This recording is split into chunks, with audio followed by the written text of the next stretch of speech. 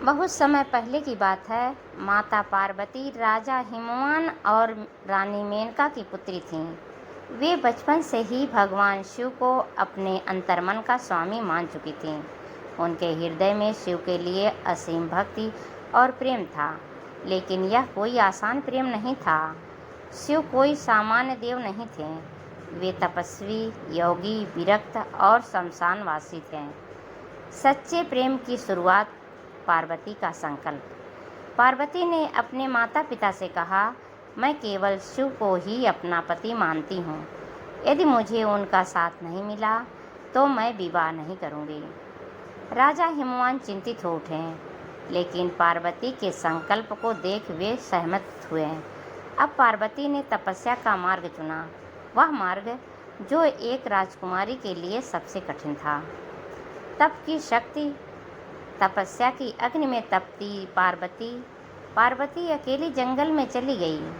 पहले उन्होंने केवल फलों पर जीवन बिताया, फिर उन्होंने सूखे पत्तों का सेवन किया। कुछ वर्षों बाद उन्होंने जल का त्याग दिया और अंत में वे केवल वायु पर ही जीवित रहीं। वर्षों बीत गए।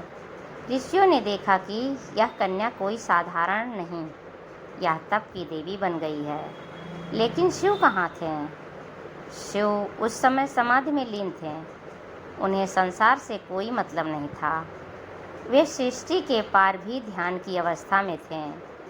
देवताओं को चिंता हुई, यदि शिव विवाह नहीं करेंगे तो संसार का संतुलन बिगड़ जाएगा।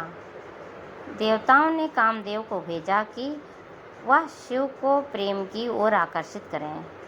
कामदेव ने पुष्पबाण चलाया, शिव की तपस्या भंग की। शिव ने क्रोध में आकर कामदेव को भस्म कर दिया, लेकिन उसी समय शिव की दृष्टि पार्वती पर पड़ी, एक स्त्री जो सब कुछ त्याग कर केवल प्रेम और भक्ति में लीन थी। प्रेम की परीक्षा और पार्वती का अडिग संकल्प। शिव ने पार्वती की परीक्षा लेने के लिए एक ब्राह्मण का रूप लिया।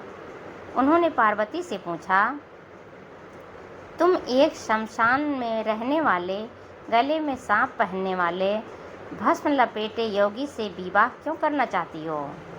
पार्वती ने मुस्कुराकर कहा, मेरा प्रेम उनके स्वरूप से नहीं, उनके आत्म स्वरूप से है। वह संसार से अलग हैं, लेकिन मेरे हृदय के सबसे निकट हैं। मुझे उनके जैसी तपस्या नहीं चाहिए जो दूसरों को दिखे। मुझे वो प्रेम चाहिए जो आत्मा से आत्मा को जोड़े। शिव मुस्कुराए। यह प्रेम अब परीक्षा से परे था। यह सच्चा, शुद्ध और अमर था। सच्चे प्रेम की जीत। शिव और पार्वती का विवाह। शिव ने अपने योगियों का भेष त्यागा। देवताओं, ऋषियों और गंधर्वों के साथ उन्होंने हिमालय में आकर पार्वती से विवाह किया। यह विवाह केवल दो शरीरों का नहीं था, यह तप और प्रेम, धैर्य और समर्पण, भक्ति और शक्ति का मिलन था। कहानी से हमें शिक्षा मिलती है कि सच्चा प्रेम केवल पाने की चाह नहीं होता, यह समर्पण और तप का नाम है। नंबर 2, धैर्य और विश्वास के साथ किया गया प्रयास कभी व्यर्थ नहीं जाता।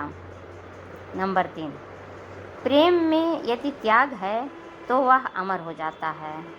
नंबर 4, बाहरी रूप से नहीं, प्रेम आत्मा से किया जाता है। यह कहानी आज भी हमें यह सिखाती है कि जब सच्चा प्रेम होता है, जब तपस्या सच्चे संकल्प से की जाती है, जब धैर्य पर्वत से भी ऊंचा होता है, तो खुद भगवान भी झुकते हैं। Thank you friends. यह कहानी आपको कैसी लगी कमेंट बॉक्स में बताइए।